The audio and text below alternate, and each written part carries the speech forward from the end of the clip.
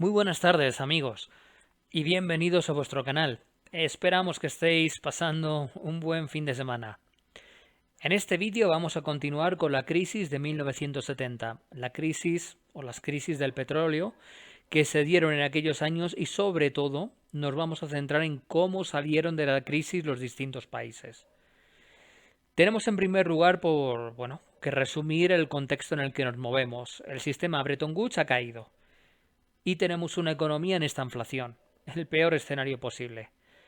Cuando se combina un crecimiento económico bajo en la estanflación con una alza generalizada de precios, es decir, con inflación.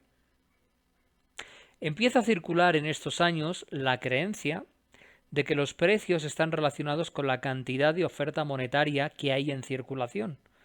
Por lo tanto, la solución a la crisis sería drenar la cantidad de oferta monetaria que hay en el sistema económico, provocando una contracción económica. Sí. Así, se plantea que la solución para controlar la inflación, la subida generalizada de los precios, es provocar una crisis económica, provocarla, con todas sus consecuencias, el cierre de empresas y el aumento del desempleo, quitándole de este modo poder de negociación a las personas activas en el mercado laboral o que buscan ocuparse, para de este modo controlar la espiral inflacionista de aumento de salarios ligados a la inflación y no a la productividad. Esta fue la solución adoptada por Alemania, por Canadá y por Suecia. Y le siguieron en esta solución Estados Unidos, Reino Unido, Japón y Francia. También, como segunda medida, hubo cambios en materia fiscal, reduciendo los impuestos directos, pero aumentando los indirectos.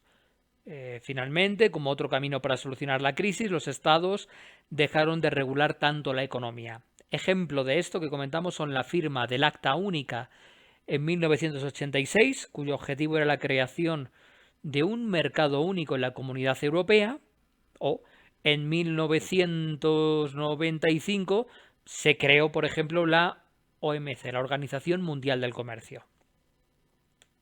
Bueno, pues tenemos que en la actualidad tenemos una Reserva Federal estadounidense que está subiendo tipos como si no hubiera un mañana. Parece obvio que van a aplicar parte de la misma receta que durante los años 70. Sin embargo, no está tan claro que vayamos a una mayor globalización. Es más, de lo que se está hablando en estos días es de una desglobalización o incluso de una globalización entre amiguetes. Sí, así es como lo están planteando, por chocante que pueda parecer. Donde México sería uno de los países más beneficiados en esta nueva organización económica. Estados Unidos parece ser que haría una inversión impresionante de activos en toda América Latina, industrializando la región, pero muy especialmente en el país azteca. Veremos qué nos deparan las próximas décadas y si finalmente este plan termina llevándose a cabo. Bueno, ¿y qué sucedía en España durante estos años en materia económica en el contexto de las crisis energéticas? En España, en primer lugar, el gobierno de la dictadura, reaccionó intentando evitar el traslado de los precios a los consumidores finales. Intentaron evitar que la subida de los precios del petróleo lo pagaran todos, con el sacrificio de los ingresos fiscales. Pero no fue suficiente esta medida y al final acabó produciéndose la inflación. Atentos, en 1977 la inflación era del 40% en España. Sí, del 40%. La economía entró en una espiral inflacionista grotesca. Muchas empresas no pudieron soportar el alza de costes y salarios y terminaron cerrando. La tasa del paro, la tasa de desempleo en el país, de la piel de toro, se alzó del 3 al 20%. Ya en plena época de transición hacia la democracia, se trató de hacer una reforma laboral para dejar de ligar salarios a inflación y poder detener la espiral inflacionaria. Se desarrolló, por ejemplo, el estado de bienestar en aquellos momentos y se dedicó más dinero tanto a educación como a prestaciones por desempleo. Finalmente, y esto es importantísimo, vamos, los vientos internacionales favorables ayudaron mucho a la economía española al integrarse en la Comunidad Económica Europea.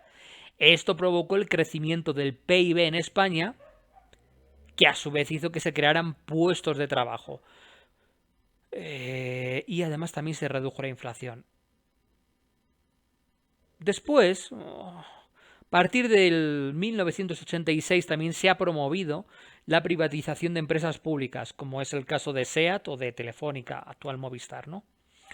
En conclusión, ¿qué podemos esperar de los próximos años en materia económica? ¿Aumento de tasas de interés? ¿Reducción de la actividad económica? ¿Aumento quizá del desempleo y destrucción de empresas? ¿Quizá pérdida del poder de negociación de los trabajadores? ¿Será este el fin del fenómeno de la gran renuncia? ¿Veremos una desglobalización con una América Latina siendo la mayor beneficiada en esta situación? Está todo por ver, pero lo que sí parece es que son tiempos de cambios, tiempos de digitalización, de big data, de ciberseguridad, de robótica y de cambios también en el tablero de la geopolítica mundial. Pero este ya es otro tema.